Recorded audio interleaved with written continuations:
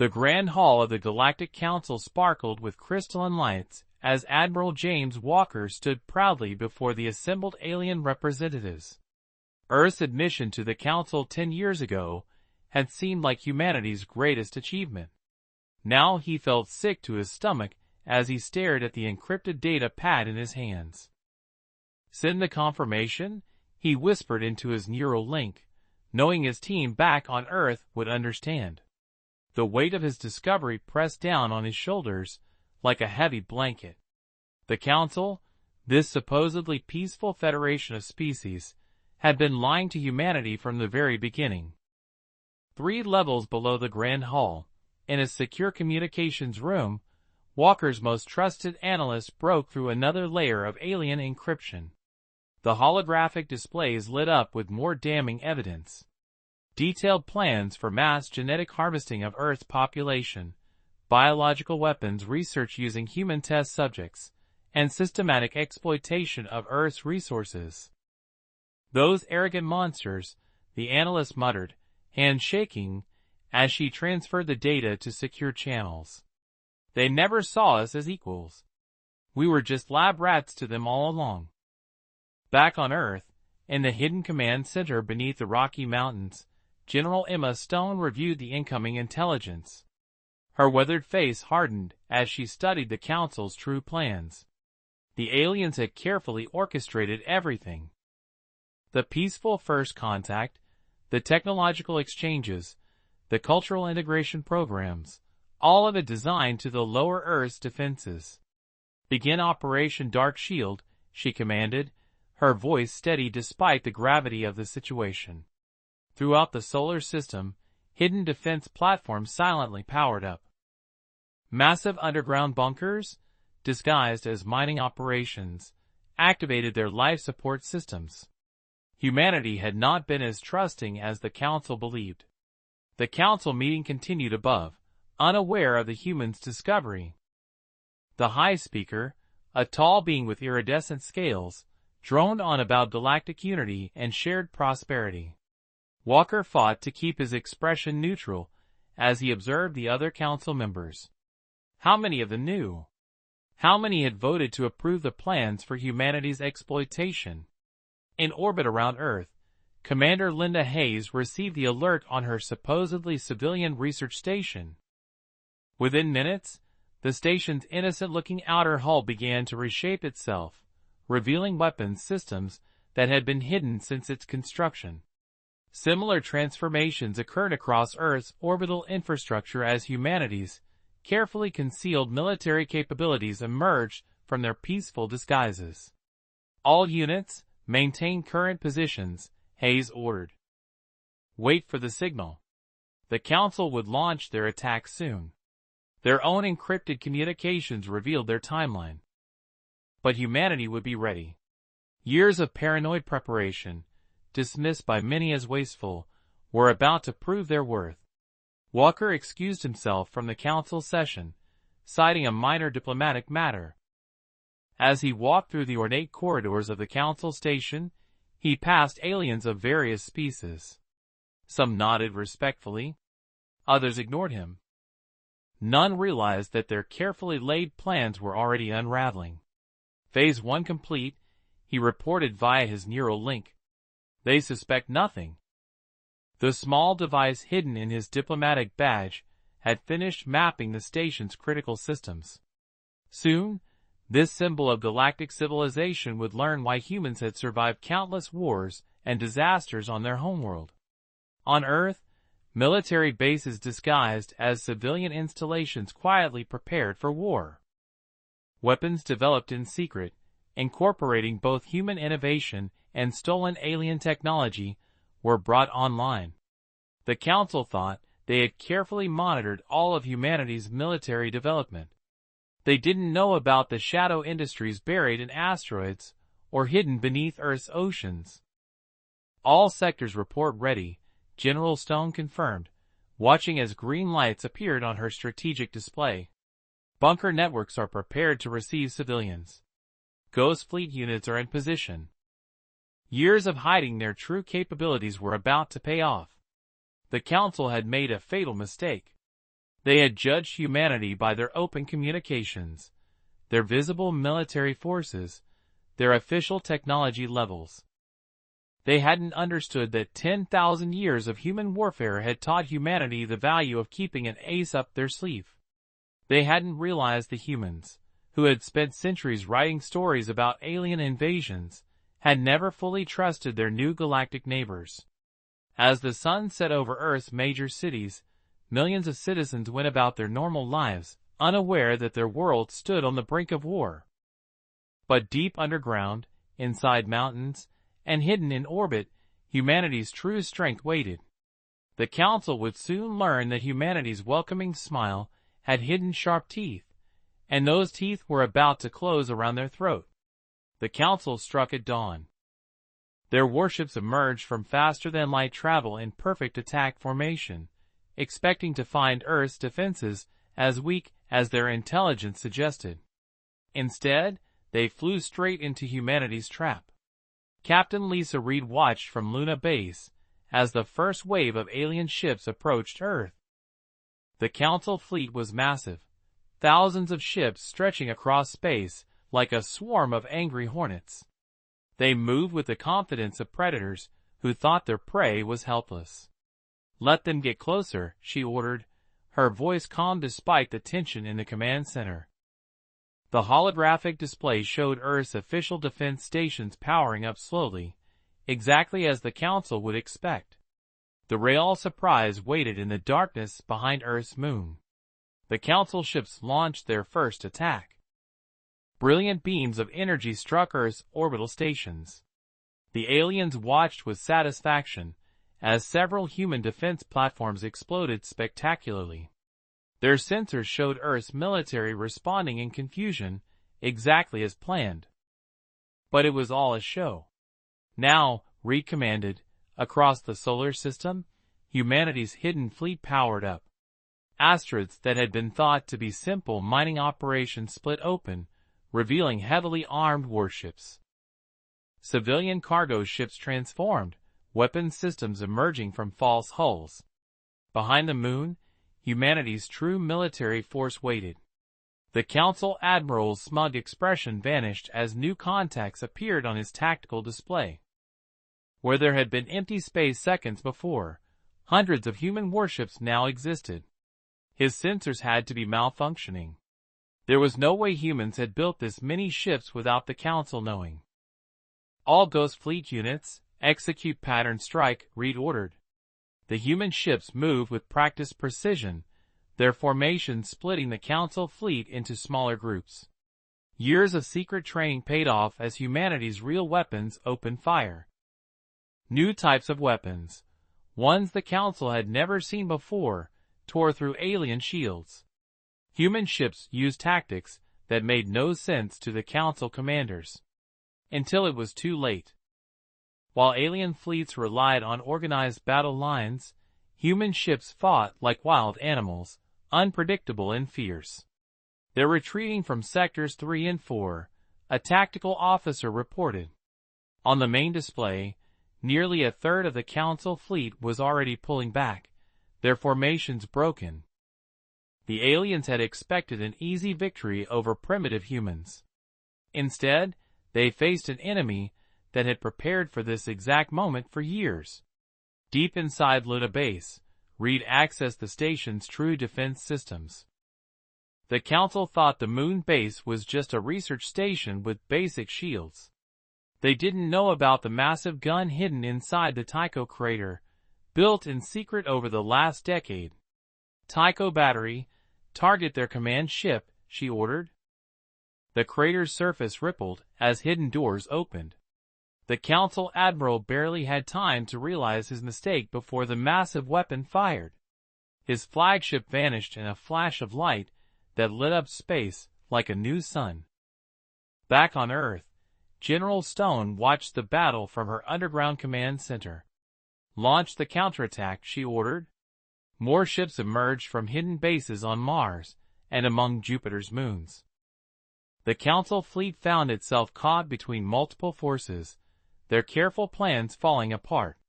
"They're sending out surrender signals," Reed reported, allowing herself a small smile. The Council ships were breaking formation, some trying to retreat while others simply stopped fighting. They had expected to find a primitive species ready for harvest. Instead, they had awakened a sleeping giant. In orbit above Earth, the remains of the Council's attack fleet drifted helplessly. Human ships moved among them, disabling engines and weapons. Inside the alien vessels, Council soldiers struggled to understand how everything had gone so wrong. Their intelligence had shown Earth as a young, naive species. The humans they faced fought like veterans of 1,000 wars. Captain Reed stood at her command station, watching the cleanup begin. The Council's first strike had failed completely. But she knew this was just the beginning. Somewhere out there, the rest of the Council's forces were preparing for war. They would come back stronger, angry at being deceived. But humanity would be ready. The Shadow Fleet that had revealed itself today was just the first of many surprises waiting for the Council. As Reed looked at the tactical display showing the defeated alien ships, she couldn't help but think that the Council was about to learn a very painful lesson about underestimating humans. Professor Alan White moved silently through the vast underground tunnels that now house millions of humans. The Council's ground forces had taken most major cities on the surface, but they couldn't find the real prize, Earth's population. The aliens searched empty buildings, frustrated by the absence of the humans they had planned to capture. The latest test results are ready, his assistant told him, as they entered the hidden laboratory. Deep under the Rocky Mountains, surrounded by thick walls of rock and steel, they worked on humanity's secret weapon. The Council wanted human DNA for their experiments. They would soon learn why playing with human biology was a dangerous game. Screens lit up around the lab, showing the results of their latest tests. The professor smiled as he studied the data. "It's working better than we hoped," he said, watching through a secure window as the engineered virus attacked alien tissue samples. They had collected these samples over years of seemingly friendly medical exchanges with the Council. Above them, the ground shook as alien ships bombed the surface again. The Council was getting desperate. They had expected to find humans hiding in basements or subway tunnels. Instead, they found entrance points to massive underground cities that went down for miles. Team 3 reports another successful raid. A soldier announced, entering the lab with new supplies. The Resistance fighters had become experts at quick attacks against Council ground forces. They would emerge from hidden exits, strike hard and fast, then disappear back into the complex tunnel network before the aliens could respond. In another part of the underground city, Commander Tom Harris studied a holographic map of Resistance activities. Red dots showed Council positions on the surface. Green lines marked the safe tunnels his teams used to move between hidden bases. The aliens controlled the cities above, but the real war happened in the shadows. They lost another patrol in Sector 7, his tactical officer reported. "Our people hit them with the new sonic weapons, then vanished into the old mining tunnels. The Council troops won't follow them down there anymore, not after what happened to the last group that tried." Harris nodded, remembering how they had trapped an entire Council squad in the twisting tunnels last week. The aliens' advanced technology meant nothing in the narrow passages where humans had worked for centuries. Every tunnel was a potential trap, every cave a possible ambush point. Professor White's team had made that even more true. They had developed new weapons that used the tunnels themselves as weapons. Sound waves that bounced off the walls, becoming stronger. Gases that collected in low points, waiting for alien patrols. The Council's soldiers learned to fear the dark spaces underground. Surface team reports the aliens are trying a new search pattern, a communications officer called out. On the main screen, dots of alien activity moved across the map of North America. They were looking for the entrances to the underground network, but humans had spent years hiding them. Some entrances looked like normal storm drains. Others were hidden in abandoned mines or behind waterfalls. The most important ones were protected by technology that made them invisible to Council scanners. Every time the aliens thought they found a way in, they discovered another dead end. In his lab, Professor White checked the latest data from their spy networks. The Council was getting nervous. Their grand plan to harvest humanity had failed. Now they faced an enemy that struck from nowhere, using the planet itself as a weapon. "They're starting to understand," he told his team, watching video feeds from the surface.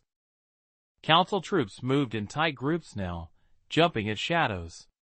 They had come expecting to find primitive humans ready for harvest. Instead, they found an empty shell of cities, hiding a vast network of tunnels filled with angry humans who knew every corner and shadow. Deep under the Pacific Ocean, another hidden human base prepared more surprises. The Council didn't know about the underwater cities or the networks that connected them to the underground bases. They didn't know that humans had been building the Shadow civilization since the day aliens first contacted Earth.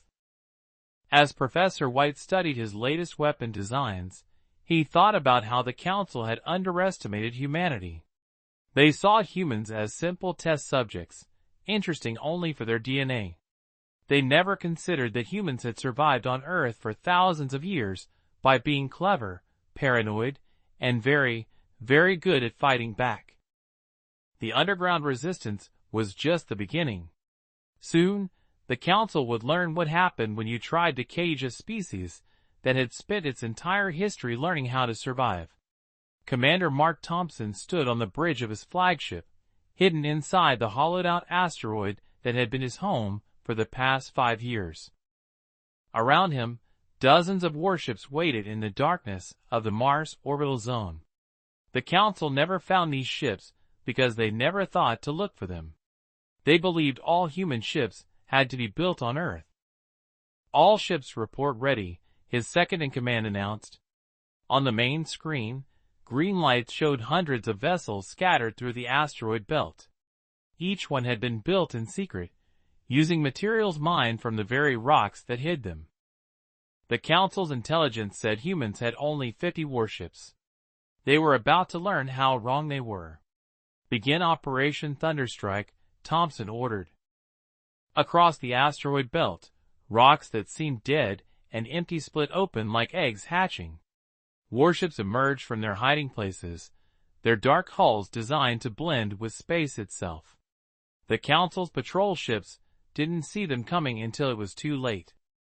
The first alien ship disappeared in a flash of light, destroyed before it could send a warning. The second managed to transmit half a distress signal before human weapons tore through its shields. The Council had always thought their technology was superior. They never imagined that humans had been studying their weaknesses for years. "Strike Groups 2 and 3, begin your runs," Thompson commanded. The human fleet moved like wolves hunting in packs. They didn't use the formal battle lines that the Council expected. Instead, small groups of ships attacked from multiple directions, confusing the alien defenders. In the Jupiter sector, more hidden bases activated.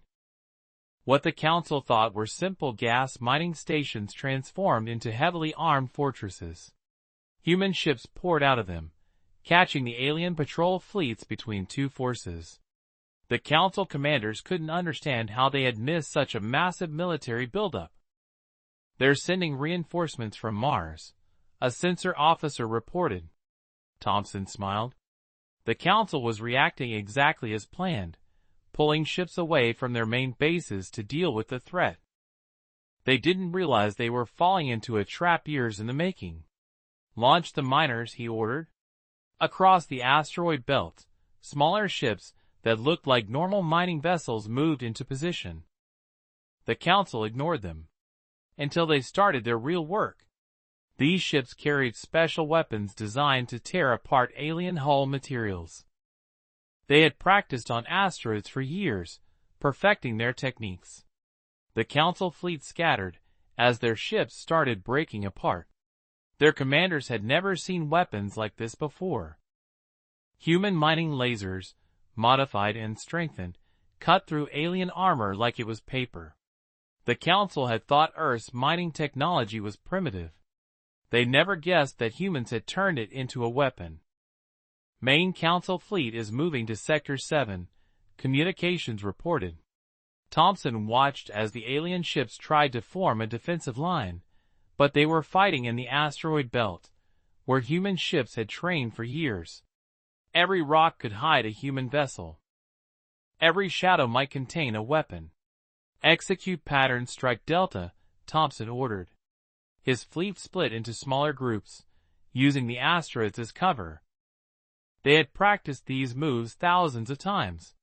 The Council ships, used to fighting in open space, found themselves trapped in a maze of rocks and hidden attackers. Back in his command asteroid, Thompson watched the battle unfold. The Council fleet was falling apart, their fancy formations useless in this environment. They had better technology, but humans had something more important. Years of practice fighting in these exact conditions. "Sir, the Council commander is sending a retreat signal," his tactical officer announced. On the main display, alien ships were turning away from the battle. Some disappeared into faster-than-light travel, abandoning their fellow ships. Others surrendered, their crews realizing they were hopelessly outmatched. Thompson looked at the battlefield, now littered with broken alien ships. The Council had thought they knew everything about Earth's military capabilities. They thought humans were simple primitives playing with technology they barely understood. Instead, they found themselves facing an enemy that had planned for this war since first contact. "Begin Phase 2, Thompson ordered. Around Mars, more hidden bases revealed themselves. The Council was about to learn that losing their fleet was just the beginning. Humanity had spent years preparing surprises for their would-be conquerors, and the biggest ones were yet to come.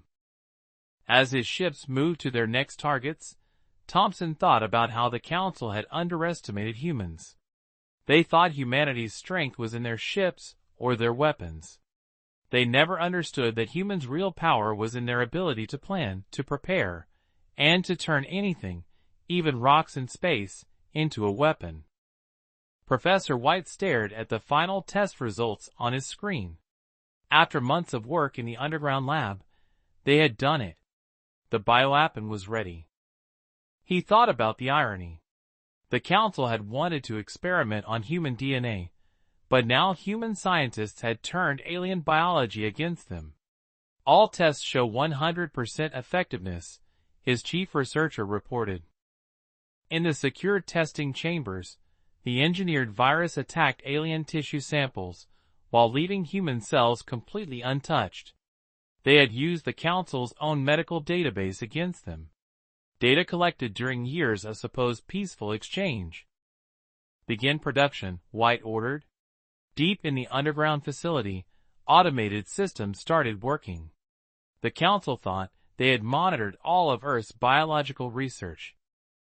They never found the labs hidden inside mountains, under oceans, and in abandoned mines. Their own arrogance had blinded them. On the main screen, security footage showed Council forces still searching the empty cities above. The aliens were frustrated, unable to find the humans they had come to harvest. They didn't know they were breathing in the first stage of humanity's revenge with every breath. "Transport teams report ready," the operations director announced. For weeks, human strike teams had planted dormant viral packets in Council supply stations.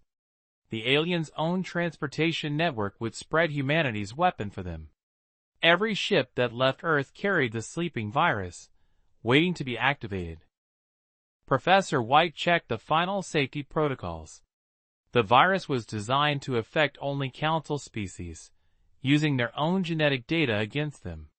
It would spread through their worlds like wildfire, but humans and their allies would be safe. The Council wanted to experiment with human biology. Now they would learn why that was a terrible mistake. Signal from command. Operation Plague is approved, his communications officer reported. White nodded and entered the activation codes. Across Earth and in space, hidden transmitters sent the signal that would wake the dormant virus. The Council's greatest strength, their connected worlds, would become their weakness. In orbit, Council ships began receiving distress calls. On their home worlds, alien populations were falling sick. Their advanced medical systems, designed to fight known diseases, couldn't stop this engineered virus. It adapted faster than their treatments, using their own biological defenses against them. First reports coming in from Council worlds. An analyst announced, on the big screen, red dots showed the spread of the virus. Council planets that had supported the attack on Earth watched their populations fall ill. The mighty alien Federation was facing something they never expected. A weapon designed specifically for their biology. Professor White watched the data flow in. The Council's military forces were retreating from Earth, rushing back to help their dying worlds.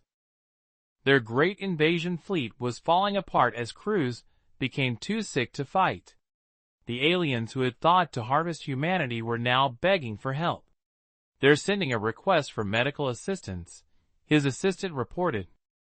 The Council leaders, who days ago had planned to experiment on humans, now offered anything in exchange for a cure. They had finally learned what humans had known all along.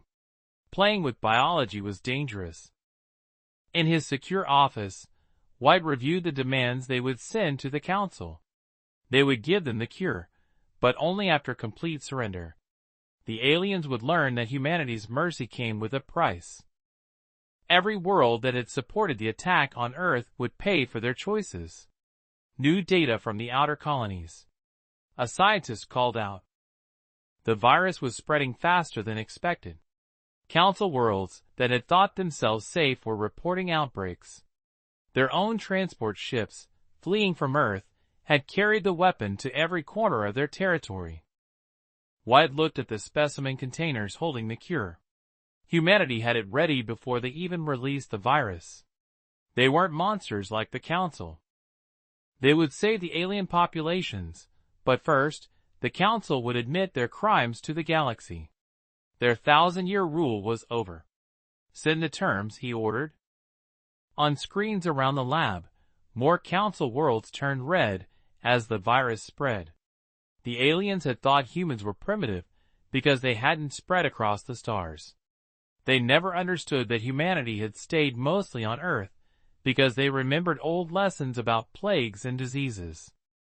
As reports of surrendering Council worlds filled his screen, White thought about the aliens' mistake.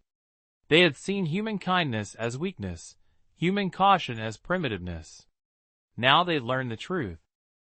Humans were kind by choice, not by nature. When pushed, they could be as ruthless as any species in the galaxy. The Council had wanted to study human biology. Instead, they became test subjects in humanity's greatest experiment in revenge. The Grand Council chamber, once a symbol of galactic power, was now in chaos. Admiral Walker watched from his position as alien representatives shouted and fought with each other. The mighty Galactic Council, which had ruled for 1,000 years, was tearing itself apart. Another 3 systems have declared independence, his aide reported quietly. On the massive display screens, more sections of Council space turned gray, showing worlds that no longer accepted Council authority. The bioweapon had done more than make their population sick. It had broken their faith in their leaders. The Blue Star systems are requesting Earth's protection, came another report. Walker smiled slightly. Just weeks ago, these same aliens had supported the plan to harvest humans. Now they begged for Earth's help, offering their loyalty in exchange for the cure to the plague. In the center of the chamber, the High Speaker tried to maintain order, but his own people were too sick to support him. The Council's capital world had been hit hardest by the virus, their dense population spreading it faster than anywhere else. Their advanced medical systems, which they had been so proud of, proved useless. Earth fleet approaching Council defense stations. A military officer announced. On tactical displays, human warships moved with confidence through once forbidden space. The Council's mighty defense fleet had scattered, their crews too ill to fight. Some ships had already surrendered, their captains choosing survival over loyalty. Walker watched as another Council member stormed out of the chamber, taking 3 allied species with him. The coalition that had ruled the galaxy was crumbling. Smaller species, those who had always resented the Council's power, were quick to switch sides. They had seen how Earth treated its allies. With respect, not dominance. Reports from Earth Command. His neural link buzzed. Operation Shatterpoint is proceeding as planned. Across Council space, human ships were systematically destroying military installations. The aliens could only watch as their defensive networks, built over centuries, fell in days. The Council's response was pathetic. Their ships, when they could fight at all, were no match for humans who had trained for this war. Their tactics, unchanged for hundreds of years, failed against Earth's adaptive strategies. Even their supposedly superior technology proved worthless against human determination. "Sir, the mining guilds have switched sides," an intelligence officer reported. This was a heavy blow to the Council. The guilds controlled resource production across the galaxy. Without them, the Council couldn't maintain their military or their economies. More systems would follow, choosing the winning side. In a secure room below the chamber, Walker met with representatives from smaller species. These aliens had never trusted the Council, keeping their own secrets. Now they saw Earth as a better option. Humans had proven they could defeat the mighty Council, but more importantly, they had shown they could protect their allies. The viruses reached 90% of Council core worlds, his medical officer updated. The bioweapon had spread faster than even Earth scientists expected. The Council's own transportation network, their pride and joy, had carried it everywhere. Their connected worlds had become a weakness instead of a strength. Walker returned to the main chamber just in time to see another fight break out. 2 Council species were blaming each other for the disaster. Their guards had to separate them as ancient alliances broke under the strain. The Council had always ruled through unity, now that unity was gone. Earth Command confirms. Phase 3 is ready, his tactical officer whispered. Walker nodded. The Council's collapse was just the beginning. Earth had plans for rebuilding the galaxy, creating a new order based on mutual respect instead of dominance. But first, the old power had to fall completely. A high speaker requests Earth's terms. Came the message everyone had been waiting for. In the chamber, all eyes turned to Walker. The Council, which had planned to treat humans like lab rats, now had to beg for mercy from those same humans. The irony was not lost on anyone. Walker stood, preparing to deliver Earth's demands. Around him, the mighty Council chamber seemed smaller now, its grandeur faded. The aliens who had ruled the galaxy through fear and manipulation were about to learn how humans handle power. They would learn that mercy was possible. But it came with conditions. As he looked at the desperate aliens around him, Walker thought about how completely the Council had failed to understand humans. They thought crushing Earth would be easy because humans seemed peaceful. They never realized that humans had learned to be peaceful despite being very good at war. The Council's 1,000-year rule was ending not with a glorious last stand, but with a whimper of surrender.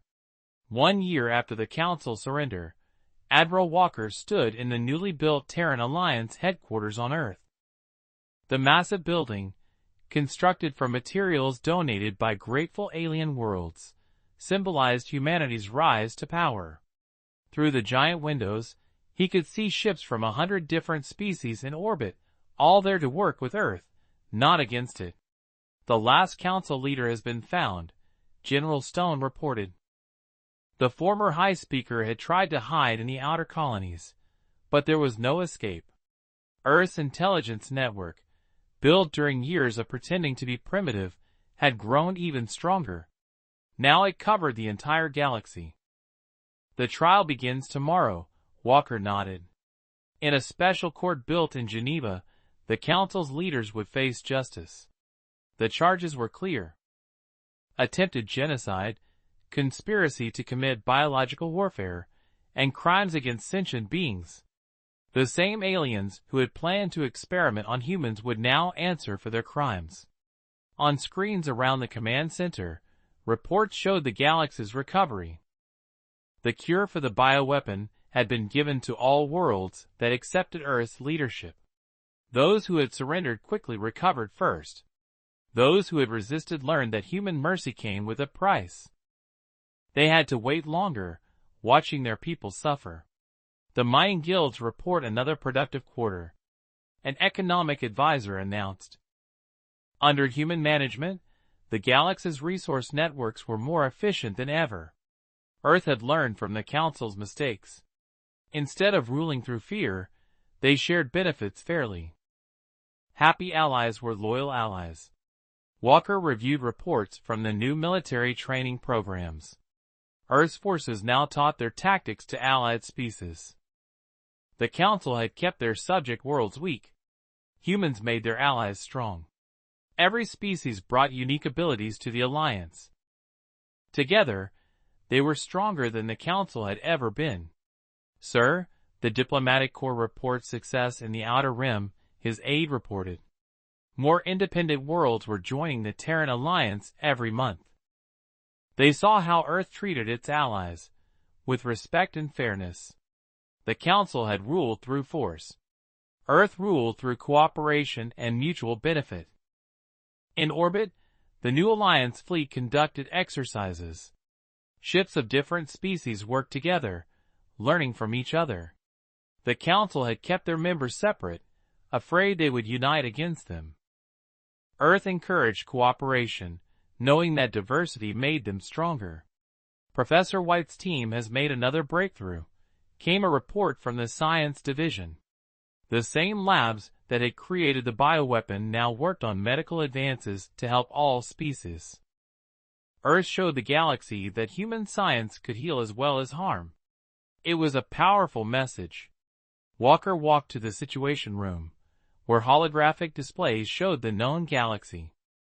Areas in green showed Alliance territory, most of the former Council space. Blue showed independent worlds that traded with Earth. Red showed the few remaining hostile zones, getting smaller every month. The rehabilitation programs are showing excellent results, a social director reported. Former Council worlds were learning new ways of thinking. Earth didn't want revenge forever. They wanted partners. Species that had once supported the Council now worked alongside humans, building a better galaxy. The new defense network is at 80% completion, military command updated. Earth had learned from the Council's fall. The new system was decentralized, allowing each sector to defend itself while supporting others. No single point of failure could bring it down. Just like Earth had hidden its defenses, the Alliance now had layers of protection. In a secure conference room, Walker met with representatives from former Council worlds. They discussed trade routes, cultural exchanges, and joint defense. These same aliens had once looked down on humans as primitives. Now they sought Earth's guidance, impressed by how quickly humans had rebuilt the galaxy's broken systems. The first graduating class from the Alliance Academy is ready, an education officer announced proudly. Young beings from hundreds of species had studied together, learning each other's ways. The Council had prevented such mixing. Earth encouraged it. These graduates would build the galaxy's future together. Walker looked at the memorial wall, showing images from the war with the Council. It served as a reminder, not of victory, but of responsibility. The Council had thought they were attacking a primitive species. Instead, they had awakened a force that reshaped the galaxy. But Earth's greatest victory wasn't defeating the Council. It was building something better from the ashes. Humanity had proven they could win a war. Now they were proving they could build a peace that would last.